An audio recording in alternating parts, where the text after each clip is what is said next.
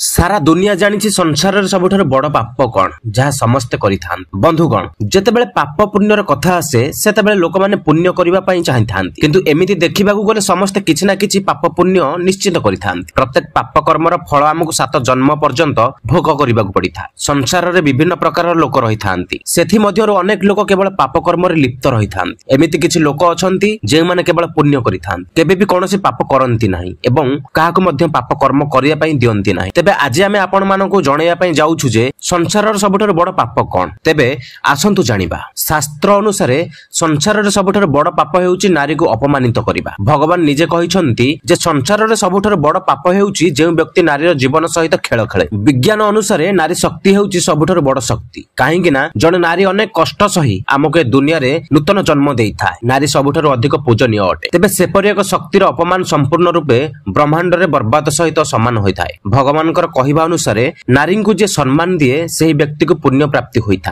तेबे जे पुरुष नारी को अपमान करे तेबे से एही दुनिया रे सबुठार बड़ पापर भागीदार होइथा तेबे संसार रे सबुठार बड़ पाप हेउची नारी मान को असम्मान करिबा एही पापरो दूरे रहिबा पई चेष्टा करंतु एवं आपनक पाखरे थिबा समस्त नारी को सम्मान करंतु तेबे आसंतु जानिबा पापरो मुक्ति पाइबा पई सरल उपाय विषय रे प्रत्येक मनुष्य प्रथम नारी भाबरे निज माता को पाइथान आपण माने प्रत्येक दिन निज मां को सेवा करंतु एवं तांकर पाद छुई प्रणाम करंतु एहा द्वारा आपण मानक करिथिबा समस्त पापरु मुक्ति पाई परिबे तेबे बंधुगण एहा थिला संसारर सबुठार बड़ पाप बंधुगण जदि एही वीडियोटी आपनको भलो लागिछि तेबे लाइक करंतु शेयर करंतु एवं हम चैनल को सब्सक्राइब करंतु जय जगन्नाथ।